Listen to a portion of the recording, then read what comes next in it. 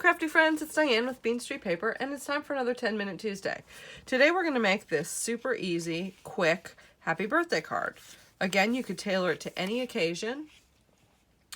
It's a great way to use up some papers that you may or may not know what to do with, and some super large background stamps, because we all have a few that we have never used. This just happens to be a new one for me, but I have a ton of huge stamps that I just have never used because I'm like, ooh, those are super big. Why did I buy those? Anyway, let's get started. So I dug through my stash and pulled up this really old paper pad from Michael's. Gosh, let's see if it even has it doesn't have a copyright on it. But what I was looking for was a sheet that had like this half the page would be good. It has kind of like a background design.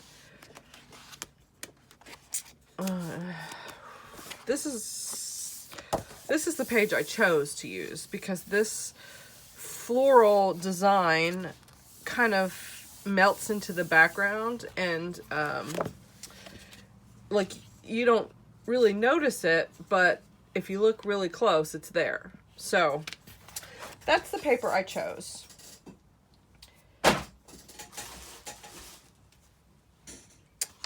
You're going to need your stamp platform, and we are using this stamp from Stampin' Up! Butterfly Brilliance. And then I also used another, I think it was Posted for You for the sentiment. Any happy birthday sentiment would be fine. So you're first going to need an A2 size card base. Again, I always make A2 size cards because you get 2 from a sheet of cardstock. And I have gone ahead and pre-cut my sheets. So you can see before it's stamped, it has these floral, some more than others. Like this one's hardly there, but this one is super big, and again, once you stamp over the top, you won't see it. So let's use that one, and then you'll need a matte sheet. I'll put all the dimensions for these below. As you notice, I left a larger border here so that my stamp would take up and run off the sheet. This guy is 5 by 3 3/4, and then this one is just 1/8 of an inch smaller. That way, you know, you get that nice little, you don't want too much black. I mean, it's a happy birthday card, but you never know. My favorite colors are teal and black, so there's that. It looks like I left a little bit of wet on there.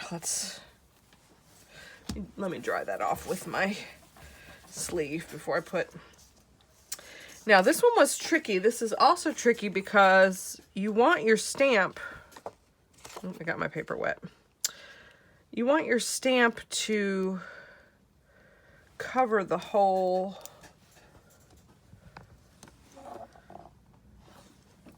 I'm not going to magnet it this time. I'm just going to see what happens if I could do it. I chose a color that was blue also. Instead of doing it in black, I thought that would be a little too dramatic. So you're just going to ink up your stamp over here.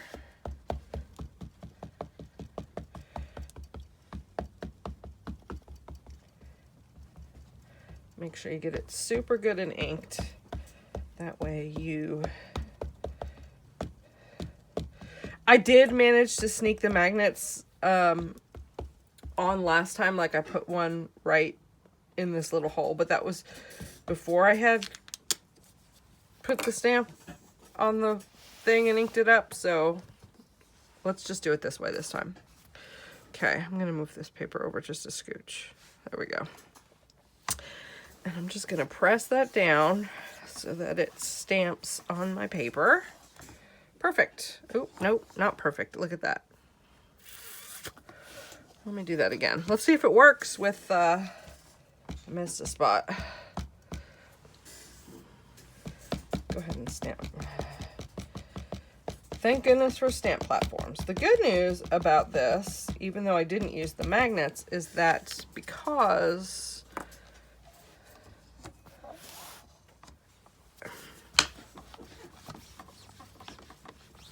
the stamp pressed it down. Oh, yeah, that's perfect. Didn't get messed up. Okay, so I'm going to carefully take that off.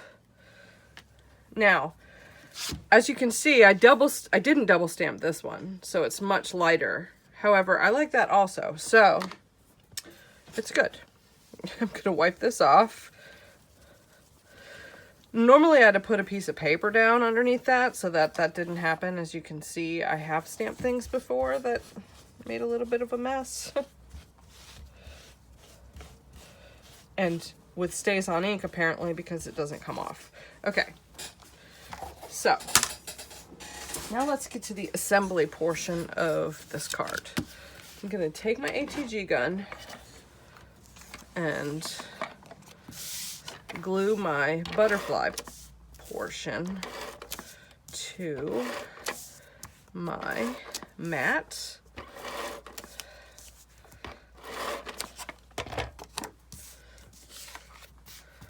Okay.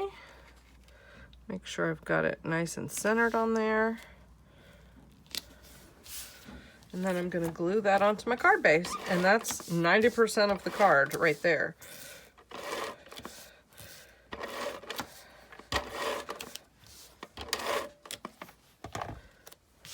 Make sure I got that opening the right way. I'm also going to center that right here. There we go. And then again, I have I heat embossed these with some silver glitter embossing powder. I'm just going to take my scissors and clip a little angle on the end. That way it doesn't go all the way across there. And I'm going to glue this down onto my card. Now, you can do it down below, you can do it up higher, you can really do it wherever you want. Okay, and just like that, card's all done. The only other thing that I think I would do to this card is maybe add a couple rhinestones or maybe some sequins or some enamel dots. That will be lovely. These glitter enamel dots would be nice, the silver ones, because they match the writing. So there you have it. Your 10-Minute Tuesday stamp is a great way to use up background stamps. Again, this paper it's super old, so anything with a faint print, or, you know, sometimes you get those papers that are like a tie-dye pattern, and you, even this paper, like this paper was in my scrap bin, it's got roses on it, but it would be beautiful to stamp with a full piece of stamp, full piece stamp. You guys know what I mean. So there you have it. There's your 10-Minute Tuesday.